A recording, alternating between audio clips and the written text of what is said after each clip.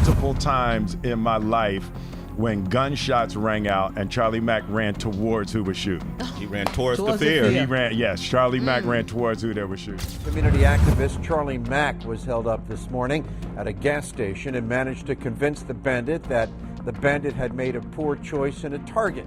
You're about the dumbest criminal in the world. I done took your gun from you, so your fingerprints is all over. So my suggestion to you is turn yourself in, period. One of the most famous lines from Will Smith's rap career goes, "He's Charlie Mack, and he's the first out the limo." But the real story of Charlie Mack is even crazier than that lyric ever suggested. He's been known as Philly's big brother, built such a close bond with Will that he once literally jumped in front of a bullet for him. He actually basically jumped in front of a bullet for me before. He literally ran toward a guy who was shooting. And on top of that, there are all the wild rumors, alleged ties to the game, supposedly beating a 21-year-old case, and then flipping the script with a major turn toward success. Let's break it all down. Now, a lot of people don't realize this, but Charles Alston, better known as Charlie Mack, has been a staple in Philadelphia for over 4 decades. To some, he's like a folk hero, the big brother figure who always looked out for his city. To others, he's a respected community leader.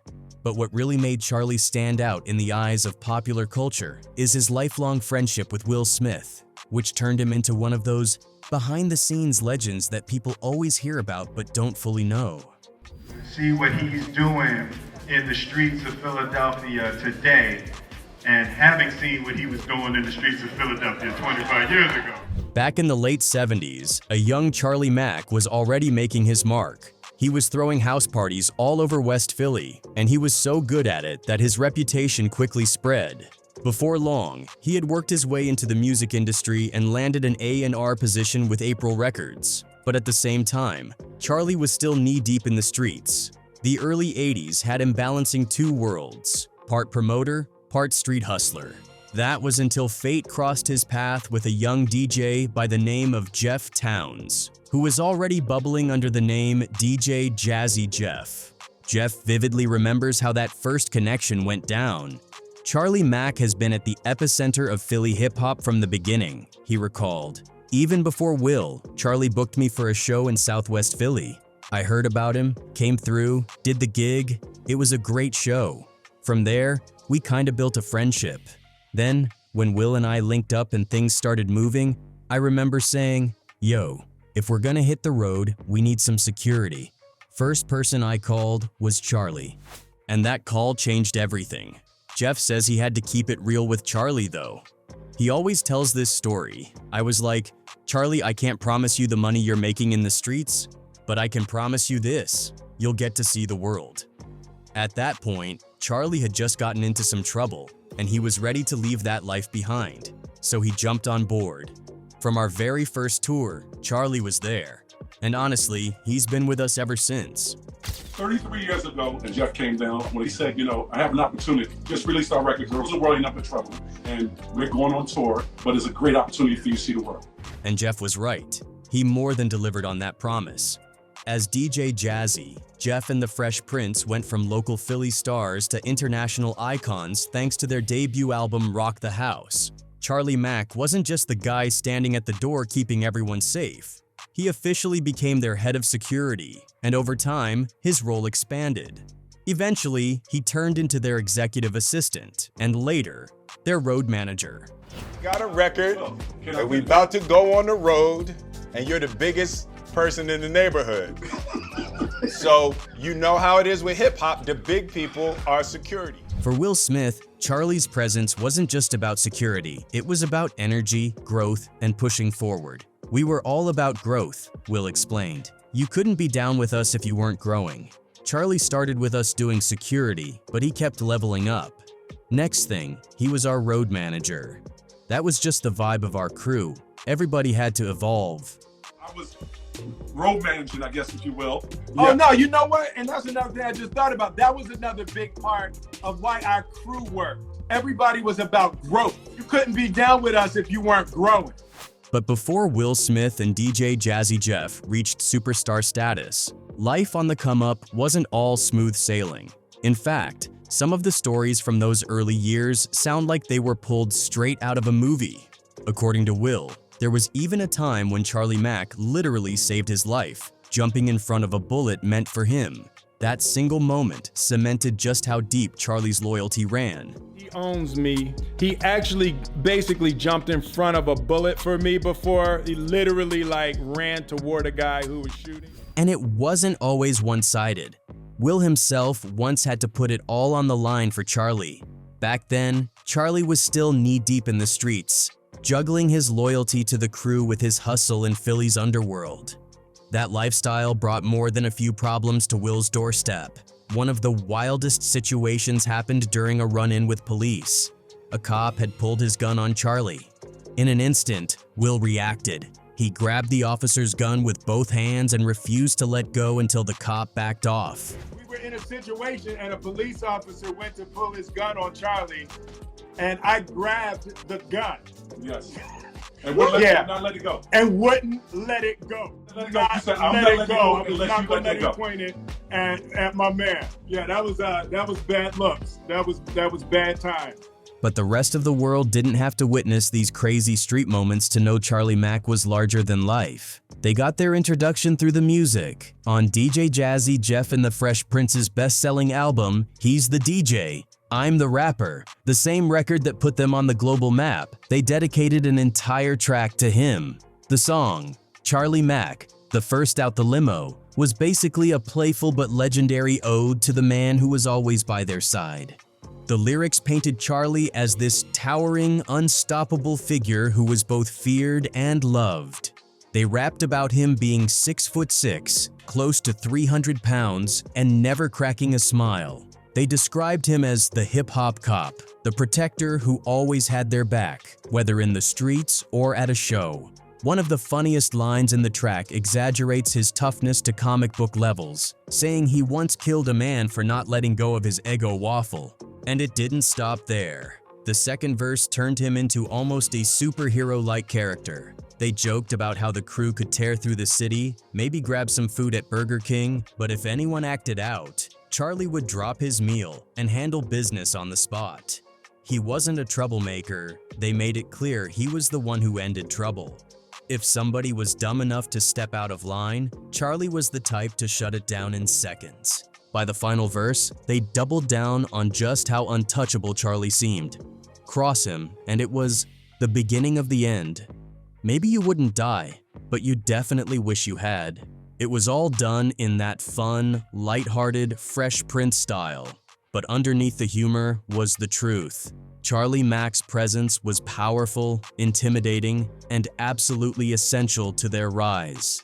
Now, if you think the rap lyrics were stretched for entertainment, there's proof that his larger-than-life presence carried right into real life. Fast forward to 2010, and Philly got a reminder of exactly who Charlie Mack was. On an ordinary day, Charlie was at a Sunoco gas station on 38th and Girard Avenue, filling up his convertible BMW. While pumping gas, he was on the phone with his 21-year-old daughter, just having a casual conversation. Out of nowhere, a man ran up on him, pressed a pistol into his stomach, and started rummaging through his pockets. Charlie Mack said he had just finished filling up at this pump when he went over to open his front door and an armed man appeared and demanded cash. Now, most people in that situation would panic, but Charlie Mack stayed cool. Standing there at 6'6" and nearly 300 pounds, he actually spoke to the guy with complete confidence. He told the would-be robber, "I got $3,000 in cash in my right pocket." But in his head, Charlie was already thinking 2 steps ahead. "I already got 2 thoughts in my mind," he later explained. 1, this dude is not gonna let me walk away if he gets the money, he's gonna shoot me. And 2, I'm not gonna let him leave. So when he reached into his pocket to pull out the money, Charlie flipped the script. Instead of handing it over, he grabbed the man's gun, wrestled it away, and slammed the guy to the ground. The thief started screaming for help, desperate to get out of the situation. He bit Charlie's right hand, scratched up his face, and eventually managed to scramble away, but not before Charlie had completely flipped the power dynamic. The robber walked off empty-handed, while Charlie was left holding his gun. Charlie says he grabbed the 200-pound man's forearm to get the 9mm gun he was pointing at him. A fight ensued. The man scratched Charlie's face and sunk his teeth into Charlie's finger. And Charlie didn't just brush it off. He had a message for the guy that was both hilarious and terrifying. "You are the dumbest criminal in the world," Charlie said afterward. "I took the gun from you, so your fingerprints are all over it. My suggestion to you is to turn yourself in, period." You're about the dumbest criminal in the world. I done took your gun from you, so your fingerprints is all over. So my suggestion to you is turn yourself in, period. But swinging it back, his work with DJ Jazzy Jeff and the Fresh Prince didn't just elevate Will Smith's career, it gave Charlie a platform of his own. And as Will made that transition from Grammy-winning rapper to TV superstar on The Fresh Prince of Bel-Air and eventually became one of the biggest movie stars in the world, Charlie was never far behind. The deeper Will went into Hollywood, the more doors Charlie Mack found opening for him, and he knew how to step through them. Instead of just being the first out the limo, Charlie carved out his own lane in entertainment. Over the years, his resume grew into something most people could only dream about. He linked up with Will's Fresh Prince co-star Tatiana Ali, helped Atlanta rap legend T.I. with projects, and even worked with Academy Award winner Jamie Foxx. One of his biggest credits was serving as executive producer on Chris Robinson's film ATL, which went on to become a cultural classic. He represents underground hip-hop for real. I'm well Just him. aware Okay. of the DVD. That's him. That's the man that does it. But what's Big up, star. man? Big star. What's Represent up, real man? hip-hop. But while Charlie's Hollywood connections gave him access to the glitz and glamour, he never stopped making moves in his hometown. Philly remained his stage, and he became one of the city's most successful promoters. His name was attached to some of the biggest moments in the city's hip-hop history. He put together 2P's final Philadelphia show, organized lineups that included both Lil' Kim and Foxy Brown early in their careers, and worked behind the scenes with powerhouse companies like Electric Factory Concerts, East Coast Express, Clear Channel, and Live Nation. If something major was happening in Philly's entertainment scene, chances were Charlie Mack had a hand in it. It's a new wave, it's a new age for the DVD, you know what I mean, the mixtape joint, you know what I mean, hot as ever. And his influence went far beyond just concerts. Charlie was always around when something important was brewing in Philly hip-hop. DJ Jazzy Jeff himself put it best. Charlie had something to do with the discovery of Boys II Men. Charlie had something to do with the discovery of Meek Mill. Charlie has always been in or around Philly hip-hop. He's like Philadelphia's Forrest Gump. He's got the greatest picture collection with almost anybody on the planet. Nothing ceases to amaze me when it comes to Charlie. That Forrest Gump comparison really nails it. Wherever a big cultural moment happened in Philly, somehow Charlie Mack was there. In the early 2000s, Charlie made the decision to move back to Philadelphia full-time. And that's when his focus shifted more toward giving back. He founded the Charlie Mack Cares Foundation, a nonprofit built around uplifting the community, and launched his annual Party for Peace charity event. That event became a fixture in Philly, drawing celebrities and big names every year. But more importantly, it created space for dialogue, unity, and hope in neighborhoods that needed it. Okay? You are the dynamic. Okay? So you have got to find and search for those resources that can empower you, because you are the power to change your own life. When it came to his drive to give back and serve, he often pointed to the legends he grew up admiring, people like Kenny Gamble, Julius Dr. J. Irving, Ray Ellis, and the Philadelphia 76ers of the late 70s and early 80s. For Charlie, those figures weren't just sports heroes or cultural icons. They were examples of how you could use your platform to uplift a whole city. They inspired him to find his own lane of service, one that felt authentic to who he was. That's how Party for Peace came into existence. For Charlie, it wasn't just another flashy event or a chance to show off celebrity friends. It was personal. Party for Peace came about because I lost 2 brothers to homicide over females, he once explained. I said instead of partying, and I partied a lot, we're going to party with a purpose, and we're going to party responsibly. But in true Charlie Mack fashion, He didn't stop there. He described how he leaned into this almost Robin Hood mentality. "I selfishly became Robin Hood," he admitted. "I used all the relationships I had with celebrities and all the relationships I had in the community, and I brought them together in a way nobody else had ever done. It was up close, personal, grassroots, literally right in front of your door. You'd see Will Smith, Tichina Arnold, all these celebs walking down your block, right in front of your house." And as his vision grew, so did his career. Mack's role in entertainment eventually shifted from promoter and security to management, which he saw as the natural next step. To him, it wasn't even a big leap, it was more like an evolution. Management was a natural progression after working with Jazzy Jeff and Fresh Prince, Charlie explained. "I started out road managing them, then I tour managed Tatiana Ali. Being in that space, you kind of pick it up by default. I've always been a creative person with ideas that I thought could help people. I've always been the type to look at someone, analyze them, and say, I could do this for you.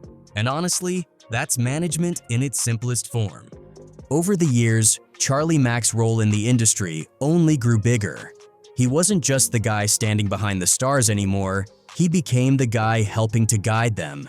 He stepped into management and consulting, working with some of Philly's brightest talents, from rap superstar Meek Mill to Empire actor Brysher Yaz Gray. For anyone in the city chasing big dreams in entertainment, Charlie wasn't just a figure they'd heard about in a song, he was someone they could actually turn to for guidance, and Charlie loved giving that guidance. He often shared advice for anyone trying to break into the business, and his words showed exactly how he thought about success. "First off, don't look for something mystical to happen. You're not going to levitate," he once said. "You have to be clear that nobody is going to put you on. You have to put yourself on. You just have to work really, really hard, stay very humble, and stay very focused. Be the first one to get there and the last one to leave. Be willing to do what the next man won't do, but don't ever compromise yourself. Never compromise your integrity for anything, at any point, at any time, for anyone. If you have talent, rely on your talent." That advice summed up his entire philosophy. For Charlie, success wasn't about shortcuts or waiting for some magical break. It was about grinding, staying disciplined, and making sure your character was as strong as your ambition. That's the code he lived by, and it's what allowed him to move from being a neighborhood legend in West Philly to someone who could sit comfortably in boardrooms, backstage at concerts, and on movie sets with A-list stars. When you step back and look at Charlie Mack's journey, it reads almost like a movie script. Here was a man who came straight from the streets, where brushes with violence, hustling, and even gun charges could have easily cut his story short, and somehow flipped it into red carpets, Hollywood deals, and community leadership. That kind of leap is rare, but Charlie made it work in a way that felt authentic. In the end, he came to embody that hustler spirit Philly is so proud of. The kind of resilience where no matter how rough the start, you find a way to turn it around and win. And what really makes Charlie stand out is that he didn't just win for himself. His grind, his personality, and his work ethic created opportunities for countless others. From young artists trying to get noticed to celebrities looking for someone they could trust in their corner. It got to the point where almost everyone in entertainment had a Charlie Mack story. Maybe he was the one who got you your first big look. Maybe he was the one who introduced you to someone who changed your career. Or maybe he was just the guy who showed up with love and loyalty when you needed it most. Either way, he became inextricably linked to so many movers and shakers. Proof that even if you weren't the star on stage, you could still be one of the most important people in the room.